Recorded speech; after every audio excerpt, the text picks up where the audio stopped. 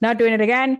I am done. I would rather just be a landlord. And even now, I don't like being a landlord either way, because it is also a lot of that. So my job is on the funding side of it. This is what anyone who's going to give you the money is going to look at, whether you go to a hard money lender or you go to a private investor. You want to be able to show that person like, hey, if you give me this money, I will be here's how I'm going to pay you back, without saying I have a great opportunity and all that stuff, because the person with the capital is going to try to protect their money as much as possible.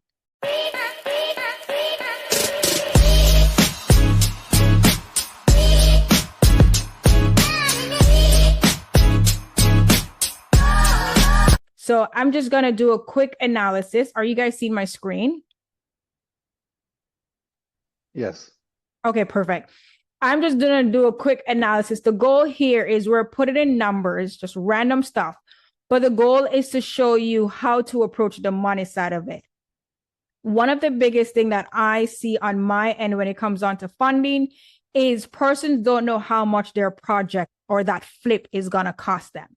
They think the flip is only going to cost them the purchase price and the rehab. And whatever they sell it for, the difference is their profit. No, there's so much cost associated with it, because you might go in and be like, I'm going to make 100,000, and then you account for all the costs and you're only going to make 20,000. Okay. So as a lender who's giving you capital, I'm going to show you guys the costs that we look for. So I'm just going to do a quick tester here. I'm just putting in information again. So I'm just Jay. I'm going to put your name. JT, the address, we're going to do 123 Main Street as well. So again, these are just random stuff. Bam. Okay, let me just do that. No notes. This is like a tool that I use as well, because then I can take this, all the information I'm taking here, it will auto-populate a summary, a pitch summary that I can give directly to an investor to show the numbers. So if you have a link with the photos, it can go here. If you have a document link, it can also go here. My information is filled in because I'm the one using it, okay? I am actually looking, let's say we're looking at a single family house, which is right here.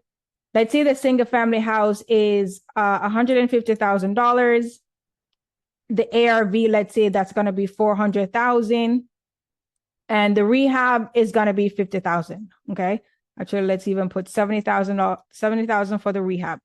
Your whole time, I've seen this over and over again. People miss this out. Your whole time is, if this project is going to cost, take 8 months, 8 months, meaning from the moment you close on that house to the renovation until the time that you sell. So before we mentioned, let's say the renovation is going to take 6 months, but it's going to take 2 months for it to sit on market and then to close with an end buyer. That's 8 months. That is your whole time. The biggest mistake people make is thinking the whole time is only the renovation time. And especially if you are in a city or a county that definitely requires you to have permits, right? You want to factor in those delays. We always, like from an underwriting perspective, we factor in delays into project as well to manage that risk. So let's say your whole time for a project is 8 months. Your selling costs, people forget this. Like when you're buying a house, you don't just pay the purchase price of 150,000. Like this is where when you buy a house, you get something called a pre-settlement HUD. You see all the costs associated with buying that house. Some of those costs, it could be title search, because your lender want to make sure, is there any lien against this property? Are there any taxes that are owed? Are there any HOA liens?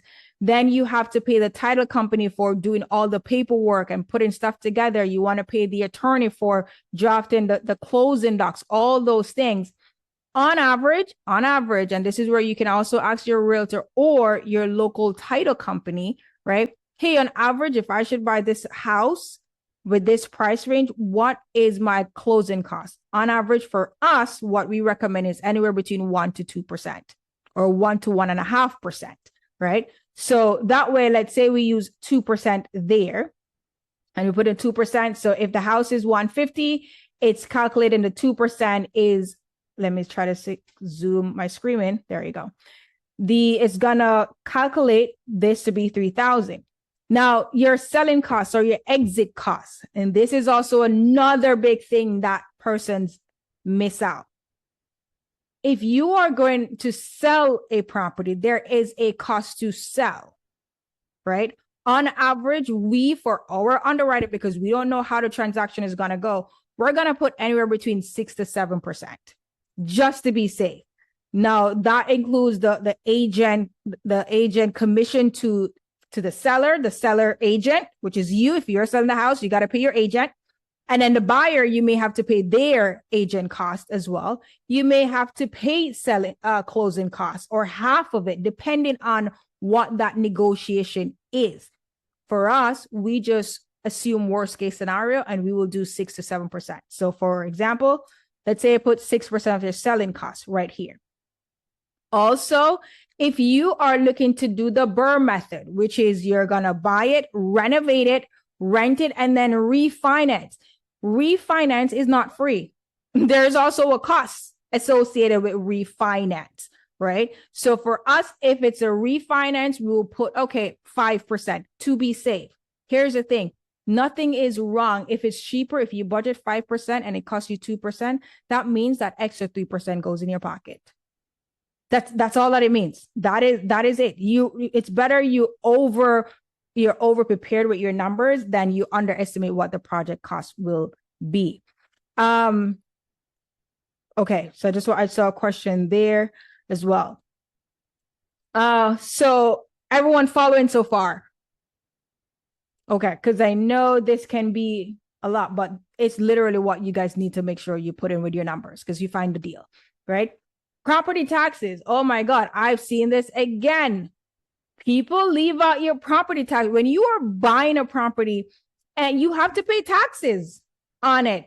If you don't know, you go on Zillow, similar to OJ, you go on Zillow, go on property details, scroll down just to get an idea. What is the property tax for the previous year?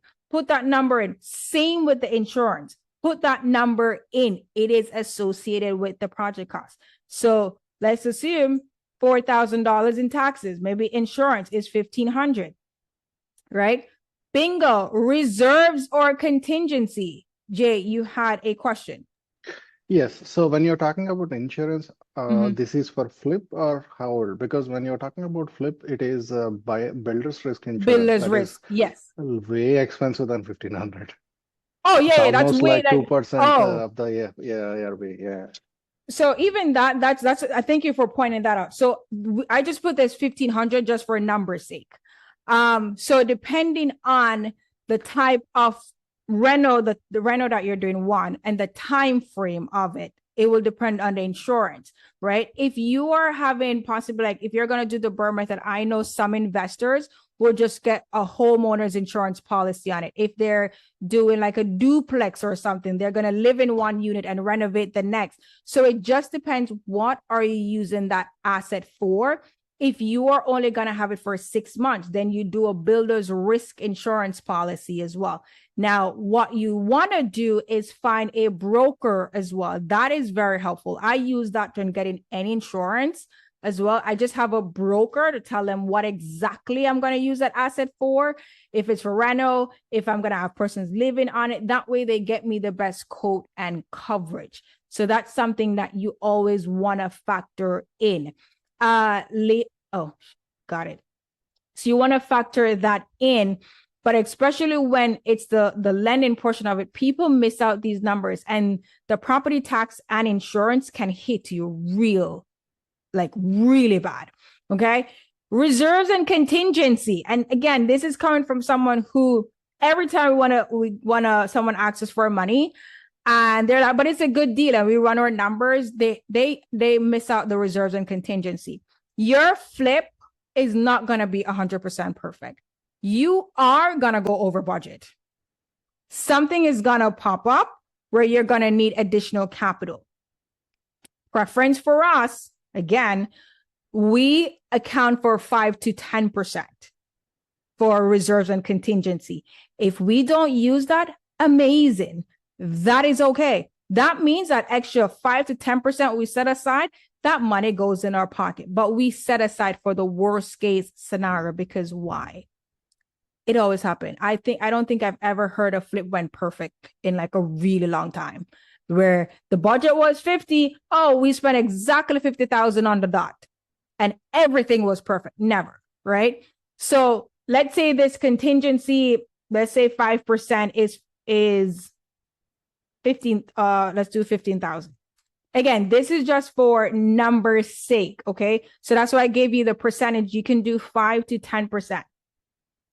This is where now the structure of the money, because you have the deal and people, one of the biggest things, like, I don't have the money. I don't know how to structure the financing. Yes, you go to a hard money lender, but when you get that hard money lender term, you don't know how to put that back into your calculation. So I'm just going to put some numbers in here, you guys, and I'm going to show you, when I put the numbers, how to structure the financing, because you do not have to use a hard money lender at all. Maybe you have that money sitting down. Maybe you have a family member who has that money and can fund your project. So notice here, I just have private money. So this is just the funding portion of it. Your hard money lender or private money, if you're using business line of credit, those are the sources of capital. That's it. But once you get the funding portion of it, it will make your deal even, you will see the numbers a little bit more clear. So let's say, for example, because you guys are more familiar with a hard money lender, let's say the hard money lender is only going to give you $150,000, right? Let's just say scenarios. Every hard money lender is different. Let me put this out there too. I was telling someone this the other day and they're like, that's a lie.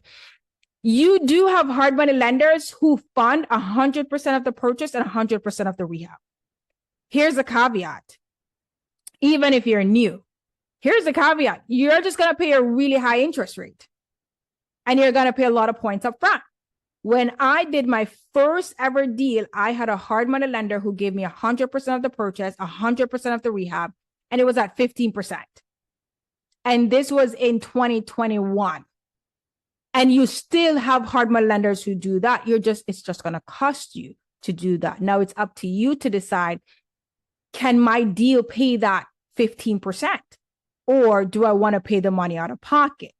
So let's say you get first position loan or hard money loan or a portion of the money. Let's say you are getting 150.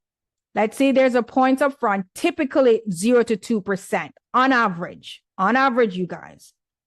Can it go higher? Yes. Why? Because that hard money lender, if you are using them, is going to look on your experience. Do you have a deal? Have you done a deal before? What's your credit score? Every hard money lender have different criteria. But on average, they're going to charge anywhere between 0 to 2%. Let's say we put 1% in there. Now you're like, okay, the interest rate, what does that look like? Typically, if you are borrowing money for a fix and flip project or just for 12 months, interest rate could be anywhere between 8 to 12%. It can even go higher. Here's what sets the person with the money apart from an individual and an institution, right? Some persons are way more risk takers than others. Like when we fund deals, we're way more risk taker. We don't look on credit score. Some persons, they look on credit score, right? They look on your experience level. They look on other factors as well. And based on you as the individual, they price you accordingly, right? So let's say, for example, this is 12% that you're getting for 150,000. Or Jesus. Right? So you do that. Interest carry. So you might wondering, okay, where does this interest carry come from? It's $12,000. Guess what it did? This is your interest for the entire 8-month period. Remember at the top, we put here that the project is going to be 8 months. Guys, every single month, you're paying interest on this $150,000 that you're borrowing. Time is money. You hear that in the real estate all the time. Time is money. So every month you're paying, it's costing you $1,500 a month for this $150,000. So when you go over, that's $1,500 out of your profit every single month you go over. And this is just the minimum, right? You have the 150, but you also might need, let's say, I don't have the rehab money yet. Remember, this 150 right here was only for the purchase. We have a rehab budget here of 70,000. But let's say Jay, because Jay is also a bank or just an individual or a family member that you know has $50,000. So I'm like, I'm going to borrow $50,000 from Jay because listen, this institution is only giving me 150. Jay is just an individual. He may not know anything about points. So there's no points up front. Now you do have some persons who would do this whole points. Your points up front is just that investor lending you the money, say, hey, you got to pay me this upfront at closing. That's what it means. And in points, it works out as a percentage. So if it's 1 point, it's 1% of the loan amount. If it's 2 points, it's 2% of the loan amount, right? So some persons use the points to collect upfront, and then the interest, persons break down the interest where you can pay monthly. Some persons break down the interest where you can pay at the end of 8 months. Some persons do it where they can delay your interest payment, where you start paying on month 3 or month 4. Going back, every person lending you the capital is just operate differently. Now, a second position loan, typically 10 to 14%. It could be lower and it could be higher.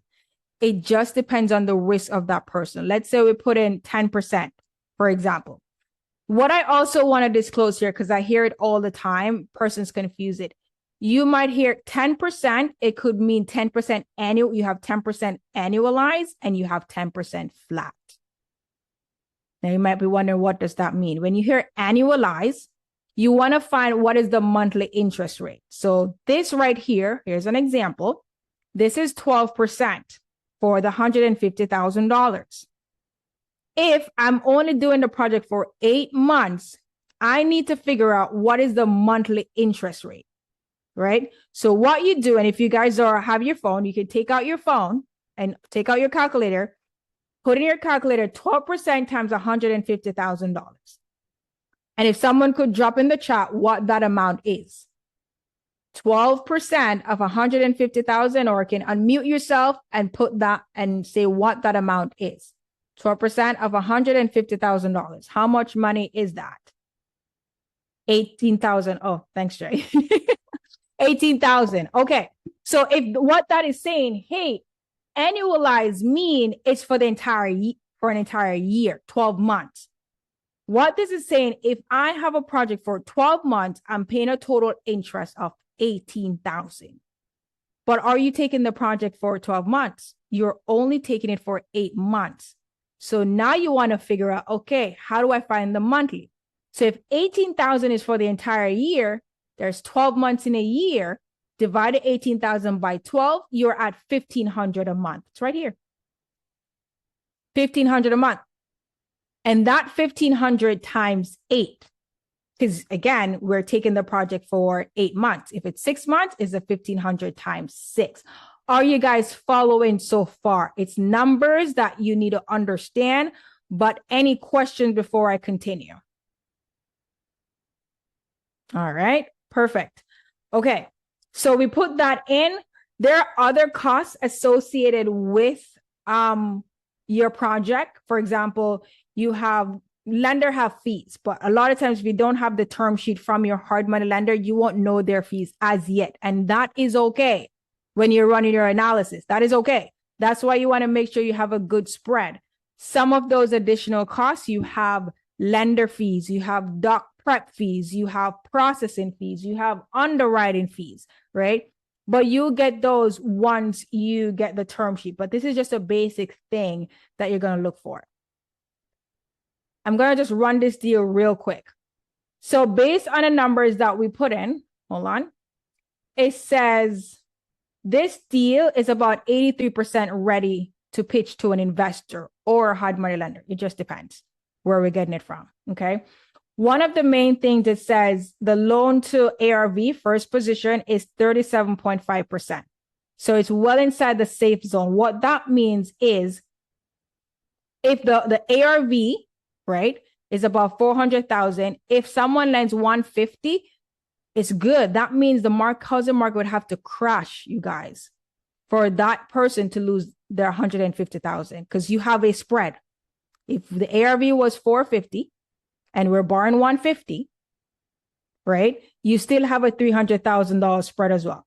But before I go in here, I want to show you guys something, which I said is the capital stack. Forget about hard money. Forget about we're doing the financing.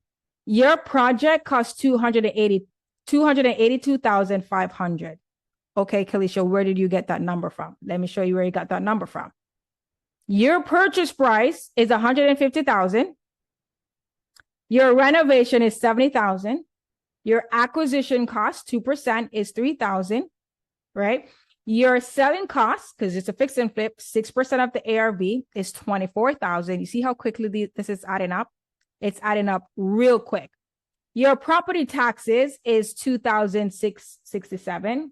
Again, check your numbers. Your insurance is $1,000. It's gonna be more, obviously, but like these are costs that you gonna put in. Your first position interest carry, the cost of the money, that 150 that you're borrowing at 12%, there it costs you, which is costing you $12,000. The points, they're charging 1%, $1,500. Your second position interest, which means that's $70,000 that you're going to borrow from Jay, who's a family member, because your institutional lender said, I'm only giving you 150. You still need a renovation. That 70,000 is not free. Or that 50 that you're borrowing is not free. Here's the interest for it. Your reserves are contingency. That 5 to 10% is 15,000. That's now 282,000. Remember, I mentioned someone would do the purchase price of 150 and 70. This is what, 220,000? 220,000. This is almost an extra. All your costs is another $60,000. So imagine if this ARV was 300,000. Would you guys buy that deal? Would that still be a good deal? Question. Mm-hmm. So the selling and exit costs, usually they will be from the sale proceeds, right? Do we really need to budget them now? So here's the thing. As an investor, we recommend budgeting it because if anything should happen from the person who is lending, it's from a risk perspective. If this market even sit longer than it should, can that investor pulls their money out of the deal? So that is the main reason we associated these costs with it, because let's say, again, it sits on market for 6 months. And we're like, okay, we need to pay about this 150 because the market just crunching, and you keep cutting the cost so much. If you cut the cost now and that ARV goes super low, it's running the risk of this person getting their 150 and this person getting their 70, plus the interest that they're supposed to get on the deal. And another thing this would do, let's say you don't go to an institution, you go to a private investor who has that money sitting down. And it's like, okay, Charlotte, how do you guarantee that my money is safe and I can definitely get my money back? You could say, hey, I'm accounting for all these costs. It's cost me to sell this property. It might be 10,000, but guess what? Worst case scenario, I am budgeting for it. And when you're talking to private investors as well, it's always, hey, these are some of the things, the delays or the risk factors, but this is what we're putting in place to mitigate a risk like this, or this additional cost. Is the same with contingency. Hey, we suspect if anything happened during renovation that our contractor discovered, we have a buffer. We put some money aside just for that. If permit is delayed and the house is sitting there for an extra month, we have that buffer to cover the interest payment, right? So for us and for you now, you're like, okay, on average, it's about 282,500, which means my profit, let's put this here, is about 117,500. So you still have that, people, you guys might have heard this before, meat on a bone. There's enough meat on the bone. So if the project sits longer and you have to keep cutting your sales price, if this even dropped to 350,000, guess what? This just cut by 50, because this dropped down by 50,000. It means your profit now becomes $50,000 less. And for you to be negative, it means you drop the sale price by 117,000. Then you're like, uh-oh, I'm not making any money on this. I just did a whole 8 months and I did this deal for free, but at least I got to pay my investors back. And this is where we look on, before I wrap up, because I don't want to continue going deeper into it. You can, when I say capital stack, if this project costs you $282,500, one way, you can go to a private investor and ask for $282,500, or you can ask for $290,000. So that covers all your costs. Maybe someone is like, hey, I only have 100. So if that only have 100, I'm short 182. So either I'm going to go to a hard money lender, or I'm going to go to another family member, or maybe you have a business line of credit, right, where you have access to 200,000 and you can get that 200,000 for 0% interest. It's all about capital stack. And people miss that all the time. Your hard money lender are just the sources as well. So let's say we do this deal. I'm going to just export this investor pitch. And we're going to see what that looks like for you to just share it directly with an investor. So that way you don't overwhelm them as well. This is what it would look like. Okay. They will just see a summary. This is Jay's deal, right? This is how much Jay is looking for. This is the projected sale. This is the all-in cost. And this is Jay's projected profit. Go ahead, Jay. We are still seeing the web page. Oh, thank you for sharing that. Hold on. Resume and hold on. Okay, hold on. Can you guys see it now? Perfect. So this, it will go straight to an investor. Again, you do not have to go to an institutional at all. It's just norm to go to a hard money lender. It's the first instinct. But if you know somebody who has the money, you can just go to that person. And honestly, sometimes it's a cheaper way to go, because you don't have to fill out an application, run credit, and all that stuff. You can just show this person a sheet like this to say, hey, this is how much I need, right? This is what I'm looking to sell it for. This is my projected profit. If you don't want to share this, you don't have to. And you give a summary. You also are showing a breakdown, super straightforward. And you're not just overwhelming this person with a bunch of stuff. They have something to look over. So you have all this cost listed out here, right? And you're entering this basic question. How you get the money back? Yeah, we're going to sell it, but what does that number look like? And they're seeing this up front. How is my money protected? Because a lot of times you're talking about this over a phone, but you don't have something to show that investor as well, so they can review. So this shows why their money is protected and what will be done, and it can show the information as well. I think I would have to do a second session. I also have stuff on YouTube that breaks down first position, second, but without overwhelming you guys with that. The goal of doing this was to show you the funding portion of it and how to stack the capital. Once you understand this is my project cost, now I need to figure out, how do I get the money? Now I'm going to go to a hard money lender and I'm going to see how much that hard money lender can give to me. And you come back in here, you edit your terms, you edit the rate, you put in all the extra costs. When that hard money lender comes in, this hard money lender is too expensive. Let me go shop around for another rate. And you start like putting the terms in. Okay, this is the best term I'm getting from a hard money lender, but I'm still short 80,000. Do I have that 80,000 to fund that? And then maybe do I need to go to a private investor, or again, line of credit, or you're going to take out a HELOC on your home? Everything else, those are just sources of capital. Any questions? I'm going to stop right there. There's no question is too dumb, because this is the thing I hear all the time. People get overwhelmed by the numbers portion of things because they can't find the money. I put questions in the chat. Okay. Let's see. Hold on. In the chat, how to get this software, what it's called. So this is just something that I use personally.